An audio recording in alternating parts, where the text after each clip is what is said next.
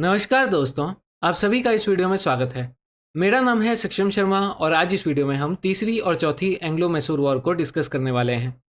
तो इससे पहले की वीडियोस में यानी कि पहली और दूसरी एंग्लो मैसूर वॉर की वीडियोस में हमने अब तक देखा कि जो ब्रिटिश ईस्ट इंडिया कंपनी थी वो बैटल ऑफ प्लासी और बैटल ऑफ बक्सर जीतने के बाद इंडिया के अंदर एक डोमिनेंट पावर बन चुकी थी और अब वो इंडिया के अंदर अपना राज और ज़्यादा फैलाने की कोशिश कर रही थी।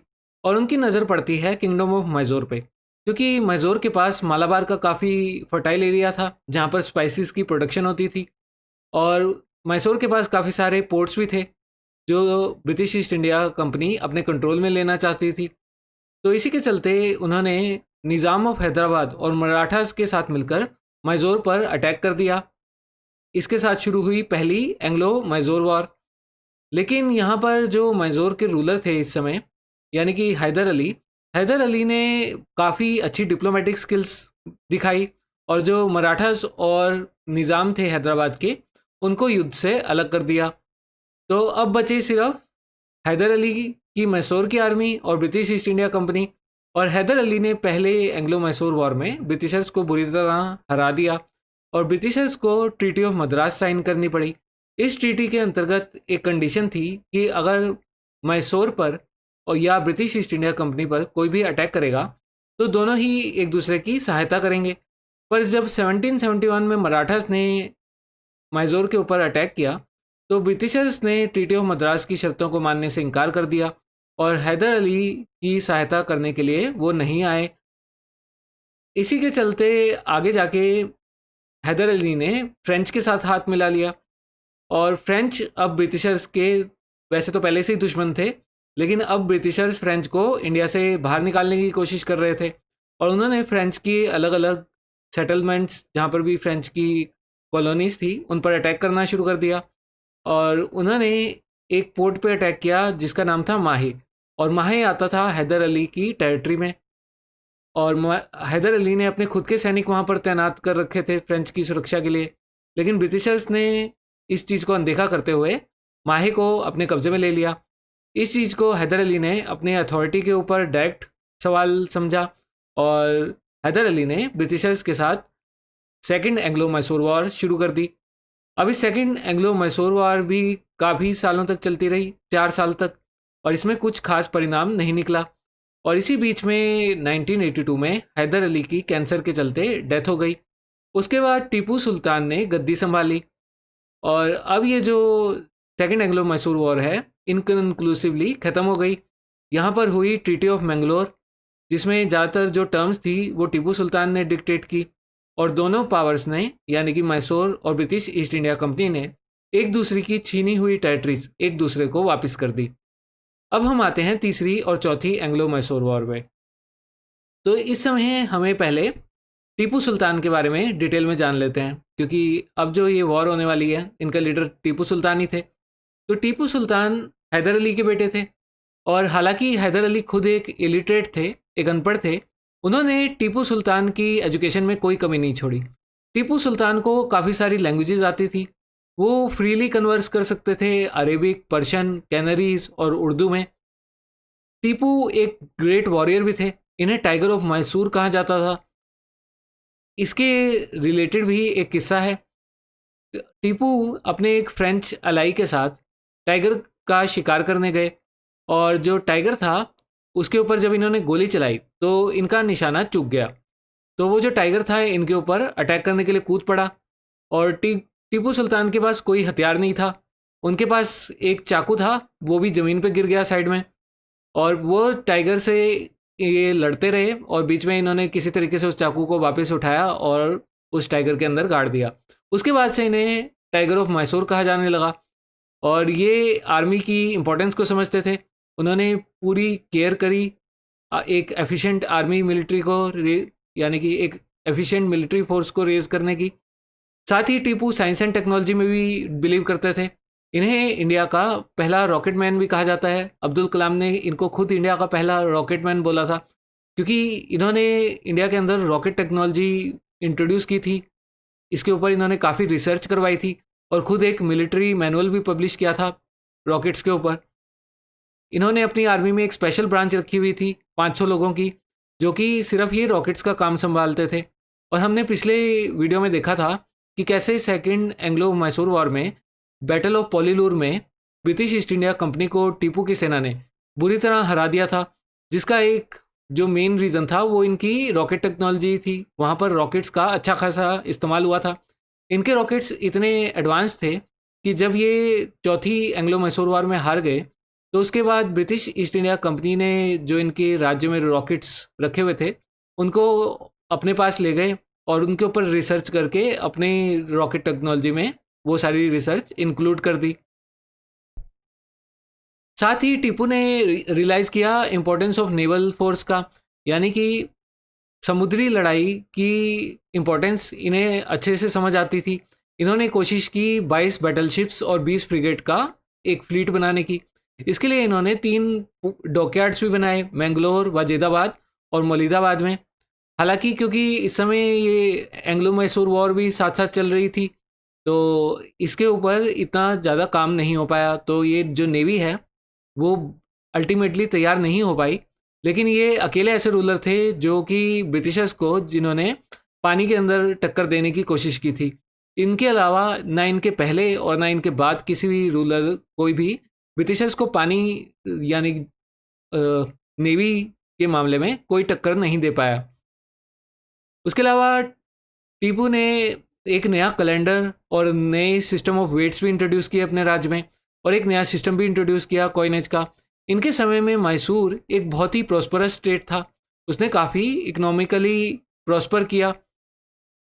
वहाँ पर लेटेस्ट टेक्नोलॉजी इंट्रोड्यूस की गई थी खेतीबाड़ी में, और जो यील्ड था ज़मीन का वो बहुत उपजाऊ थी, यानी कि प्रोडक्शन काफ़ी अच्छा हो रहा था। इसके कारण मैसूर एक काफ़ी रिच स्टेट बनता जा रहा था। साथ ही टीपू सुल्तान फ्रेंच रेवोल्यूशन में भी इंटरेस्टेड थे। इन्होंने अपने राज्य में ट्री ऑफ लिबर्टी लगाया इसी के समर्थन में। ये ट्री ऑफ लिबर्टी लगाया था इन्होंने श्रीरंगपट्टम में। और ये जो फ्रेंच रेवोल्यूशन थी ये एक जैकोबिन क्लब ने शुरू की थी फ्रांस के अंदर, तो ये उसके मेंबर भी बन गए। और ये इन्होंने अपने आप को सिटीजन टीपू कहलवाया, क्योंकि ये जो फ्रेंच रेवोल्यूशन के जो मेंबर्स थे ये अपने आप को सिटीजन के नाम से बोलते थे। तो ये फ्रेंच रेवोल्यूशन में भी काफ़ी इंटरेस्टेड थे। अब हम आते हैं तीसरी एंग्लो मैसूर वॉर पे। तो इस समय तक क्या हुआ, ब्रिटिशर्स ने अपने जो रिलेशन थे निज़ाम ऑफ हैदराबाद और मराठास के साथ वो इम्प्रूव करने स्टार्ट कर दिए थे। टीपू सुल्तान ने फ्रेंच के साथ फिर से और ज़्यादा हाथ मिला लिया था, मतलब कि फ्रेंच की और ज़्यादा मदद लेने लगे और अपनी मिलिट्री को अच्छे से ट्रेन करने लगे, क्योंकि उनको अब ये समझ में आ गया था कि ब्रिटिशर्स के ऊपर तो ट्रस्ट नहीं किया जा सकता, ये तो कभी भी अपनी बातों से मुकर जाते हैं। और जैसे इन्होंने ट्रीटी ऑफ मद्रास की बात किया था और अपने किए हुए वादे से मुकर गए थे, तो ऐसे ही टीपू ने उसका बदला लेते हुए जो इंग्लिश प्रिजनर्स थे जो कि सेकेंड एंग्लो मैसूर वॉर में टीपू की आर्मी ने पकड़ लिए थे, उनको रिलीज़ करने से मना कर दिया। ये ट्रीटी ऑफ मैंगलोर के थ्रू बात हुई थी कि इन प्रिजनर्स को रिलीज़ किया जाएगा जो इंग्लिश सोल्जर्स इन्होंने पकड़ लिए थे। पर टीपू अब समझ गए थे कि अंग्रेज़ों के ऊपर ट्रस्ट नहीं किया जा सकता, तो इन्होंने इन सोल्जर्स को रिलीज़ करने से मना कर दिया। साथ ही टीपू की ट्रावनकोर के राजा से लड़ाई थी, और ये ट्रावनकोर का जो राजा था ये ब्रिटिशर्स के साथ इन्होंने हाथ मिला रखा था। तो टीपू ने ट्रावनकोर के राजा के ऊपर वॉर डिक्लेयर कर दी, और ट्रावनकोर के राजा की मदद करने के लिए ब्रिटिशर्स ने देखा कि ये तो अच्छा मौका है, वो तो मौके की तलाश में ही रह रहे थे टीपू सुल्तान के ऊपर अटैक करने के लिए। तो जो उस समय गवर्नर जनरल थे बंगाल के लॉर्ड कॉर्नवालिस, उन्होंने टीपू सुल्तान के ऊपर वॉर डिक्लेयर कर दी। अब इस समय एक और समझने की बात ये भी है कि इस समय तक जो ब्रिटेन था वो अमेरिकन वॉर ऑफ इंडिपेंडेंस, यानी कि जो अमेरिका की खुद की आज़ादी की लड़ाई थी, उसमें ब्रिटेन बुरी तरह हार गया था अमेरिका और फ्रेंच की फोर्सेस से।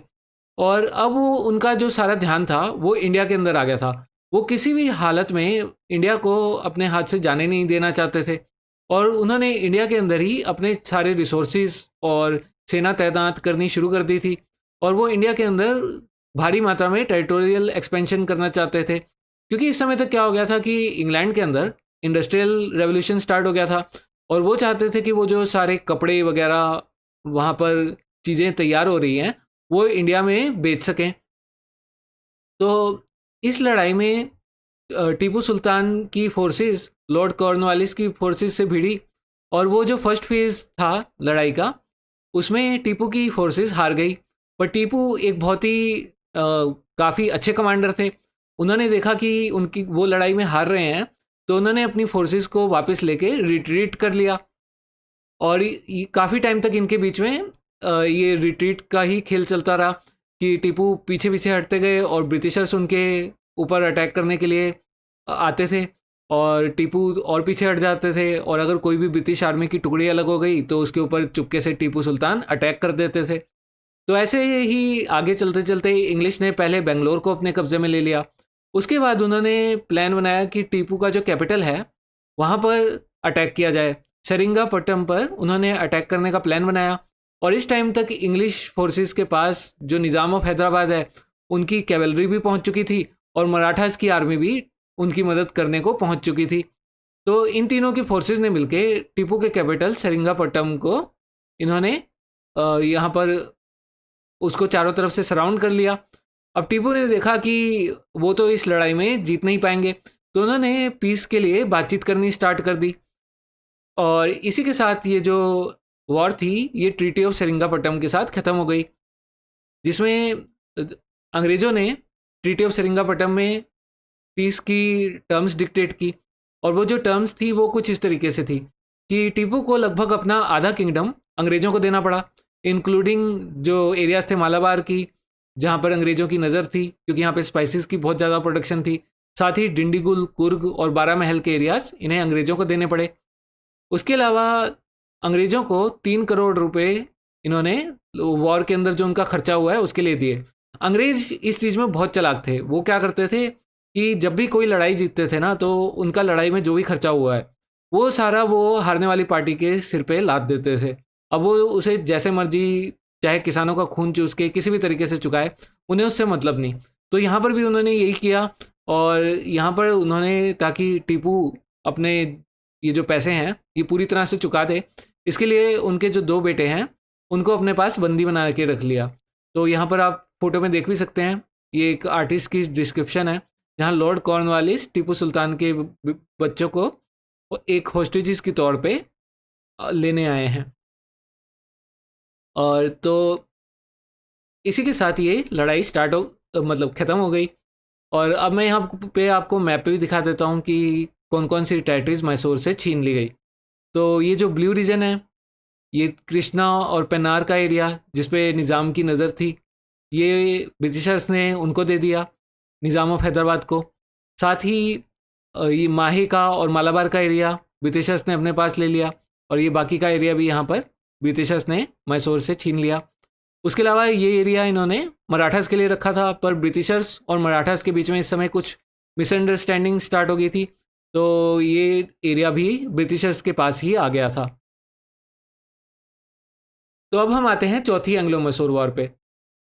तो टीपू सुल्तान अपनी तीसरी एंग्लो मैसूर वॉर की हार से बिल्कुल भी खुश नहीं थे, और उन्होंने फिर से अंग्रेज़ों से लड़ाई करने के लिए अपनी आर्मी को फिर से स्ट्रॉन्ग करना शुरू कर दिया। और इसके लिए उन्होंने मदद लेने की कोशिश की फ्रेंच के नेपोलियन बोनापार्टे की। इस समय फ्रांस के अंदर और पूरे यूरोप में ही लगभग नेपोलियन का बहुत तगड़ा राज शुरू हो गया था, और टीपू सुल्तान चाह रहे थे कि किसी तरह नेपोलियन की सहायता के साथ अंग्रेज़ों को भारत से बाहर खदेड़ा जा सके। तो फ्रेंच और टीपू सुल्तान के बीच का ये अलायंस तो वैसे भी ब्रिटिशर्स को बिल्कुल भी पसंद नहीं होता।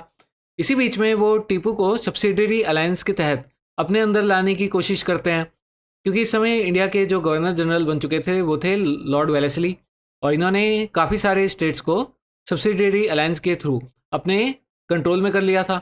लेकिन टीपू सुल्तान इनके झांसे में नहीं आते, क्योंकि सब्सिडरी अलायंस के बाद तो वैसे भी राजा सिर्फ एक पपेट बन के ही रह जाता था, उसके हाथ से सारा कंट्रोल चला जाता था।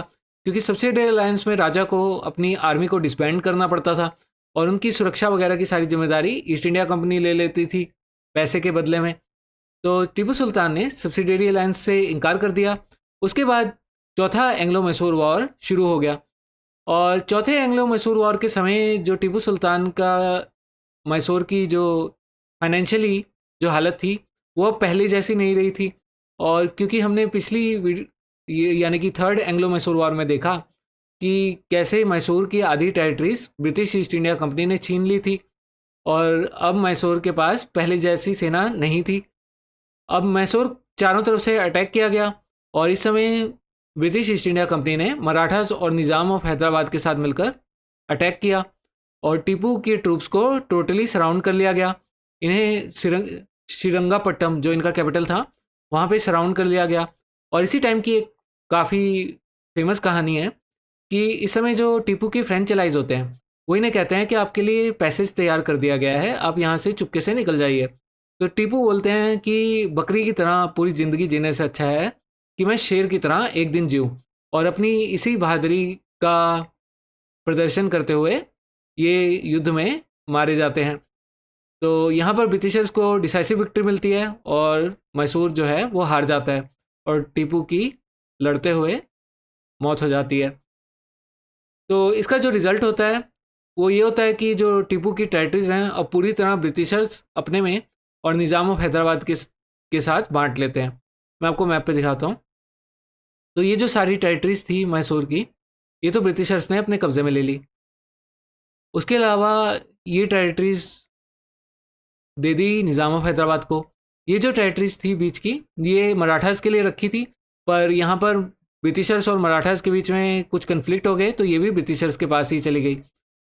तो और ये जो बाकी का बचा हुआ मैसूर था, यहाँ पर इन्होंने वोदेयार डायनेस्टी के राजा को बिठा दिया और उससे सब्सिडियरी अलायंस साइन करा लिया। मतलब कि बेसिकली ये भी एरिया ब्रिटिशर्स के कंट्रोल में ही आ गया था, राजा तो बस एक पपेट बन के ही रह गया था ब्रिटिशर्स के साथ। तो उसके बाद से जो एक आखिरी पावर थी, जो कि एक बहुत स्ट्रॉन्ग पावर थी साउथ इंडिया में ब्रिटिशर्स से लड़ने वाली, मैसूर, वो ख़त्म हो गई। और ये आखिरी ऐसा स्टेट भी था जिसने ब्रिटिशर्स को समुद्र के अंदर चैलेंज किया था, क्योंकि ना ही इसके पहले और ना इसके बाद कोई ऐसी पावर आई जो ब्रिटिशर्स को पानी के अंदर यानी कि समुद्र में समुद्री लड़ाई में चैलेंज कर पाई। और ये किंगडम ऑफ मैसूर ब्रिटिशर्स के अनडायरेक्टली कंट्रोल में रहा 1947 तक, जब तक आज़ादी नहीं मिल गई। और तो ये थी सारी एंग्लो मैसूर वॉर्स की कहानी। तो उम्मीद है आपको ये लेक्चर पसंद आया होगा। अगर आपको ये वीडियो पसंद आया है तो लाइक और सब्सक्राइब ज़रूर करिएगा और दोस्तों के साथ भी शेयर करिएगा। धन्यवाद।